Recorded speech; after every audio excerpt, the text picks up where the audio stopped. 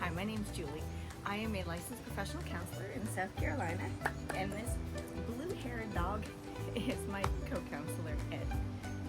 Today I'm going to be discussing something that impacts all of us at one time or another, and that's loneliness. You know, the Surgeon General just announced that loneliness is an epidemic in our country, the United States, and it is around the world. We're going to be exploring a little bit of the causes of loneliness, how social media impacts and can exacerbate loneliness, and what we actually can do about it. Sit back and let's learn about those things together.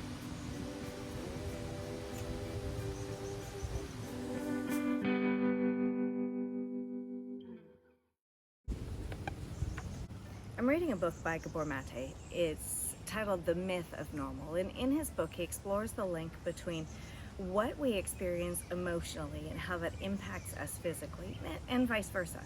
He has this to say about loneliness, and he is quoting another author in his research. Imagine, they wrote, imagine a condition that makes a person irritable, depressed, self-centered, and is associated with a 26% increase in the risk of premature mortality. Imagine too that in industrialized countries around the world, a third of the people are affected by this condition, with 1 person in 12 affected severely. And that these proportions are increasing. Income, education, sex, and ethnicity are not protective, and the condition is contagious. The effects of the condition are not attributable to some peculiarity of the character of a subset of individuals. They are a result of the condition affecting ordinary people. And such a condition exists: loneliness. Loneliness is not benign. As I'm filming this particular episode of my channel, it's Sunday. And this morning I went to a church service, and I got together with a whole group of people, and we had a common cause, and we're there to support one another. But the number of people in the United States and around the world that are attending worship services in person has declined. It was declining even before the COVID pandemic sent us all home and all online. People are no longer gathering in worship houses. They're no longer getting together in the numbers in community centers that they used to. People aren't even getting together with their own families like they did in pre-COVID times. It's like this massive reset button that happened with the COVID pandemic that sent everybody back home caused some people to forget how beneficial it is to get together with others. Since the COVID pandemic, people get together with other people who aren't their coworkers an average of 20 minutes a day. Prior to the pandemic, it was only 60 minutes a day, and that's not very much. People are hardwired for connection. We need the support of one another. We don't exist in a vacuum, and it is now been discovered, been determined that it actually is unhealthy. We saw the mental health of society decline during the period when we all had to be isolated. But sometimes we carry that out even when we don't have to. As mentioned in the quote that I read earlier, there is an increased risk of heart disease. There's an increased incidence of depression. Dementia is increased in people who are isolated from others. Anxiety is increased. None of these things are good for us. And people try to meet their needs. They say, well, I reach out online. Here's the problem with only reaching out for connection via social media. When people are already feeling lonely and isolated and they reach out for connection on social media, they often are just looking at what their friends are doing, what their family is doing, what the people of influence in their lives are doing. But they don't often engage in a conversation.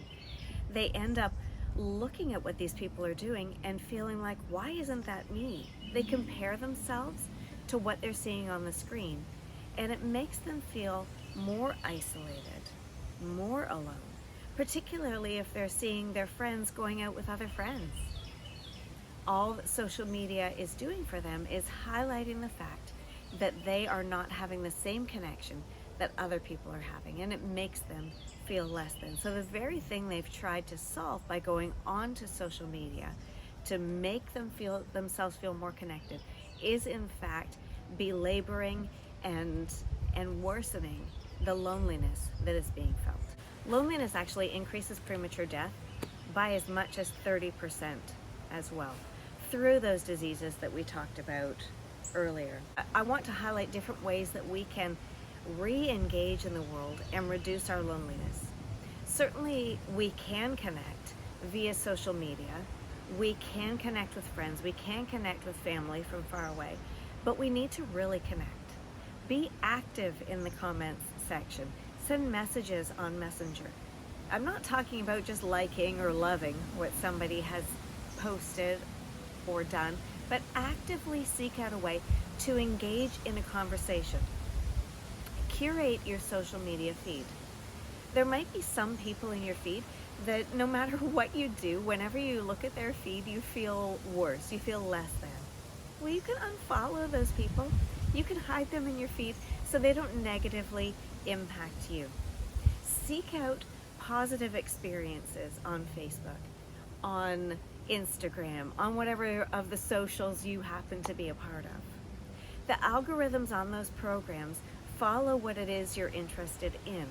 So if you're following what other people are doing and you're just following, it's going to feed you more of that. And you might end up comparing yourself more and feeling more lonely and isolated. If instead you're commenting on and engaging with real friends and real family members just on that forum, you're going to see more of those things. It's kind of a little bit like our brains. What we look for, we see more of. So don't just lurk on social media. Don't just be a watcher. Don't just be a liker, but actively engage if you're going to use social media as the way to cure your loneliness. Because sometimes, let's get real, sometimes that's all we have the energy to do. And if that's what you have the energy to do, just do it in a healthy fashion. There are other ways to engage with real people, however. Start with small talk. Maybe if you have to go and pick up things at the grocery store or maybe do some banking, God forbid, inside the bank, start with some small talk. Ask the person who is serving you questions about their day. Yeah, it may feel awkward. Yeah, you may stumble over your words, but you may just feel more connected to people as you do that. And you can reduce your own loneliness by increasing that connection. Another thing you can choose to do is find some like-minded people and seek ways to hang out with them. The very next idea is to get active and engage with a group that is active and get out and exercise, because we know that exercise helps, and exercising with others helps us get connected. You'll find like-minded individuals, I've got to say, in your local running club. I remember years ago when my friend Jonna and Dawn and we drove down to meet the local run club for the first time. We were so nervous. I happen to be an introvert, and small talk is very difficult for me. I feel very awkward with small talk. I can go deep in a skinny minute, but you have me engaging in small talk and I am going to be the awkward one in the room. I'm the person who usually sits with the dog at the party. But as we continued to engage with these people, we found like-minded individuals. We were able to get out and have fun, be healthy, doing something, encouraging one another and supporting one another. And that group has become one of my greatest sources of friendship and inspiration and connection. So get out and get active with like-minded individuals. Your loneliness will reduce. It's not going to happen overnight.